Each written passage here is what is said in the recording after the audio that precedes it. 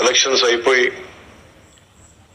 Results వచ్చిన తర్వాత ఇదే మొదటి నా విజిట్. ఇది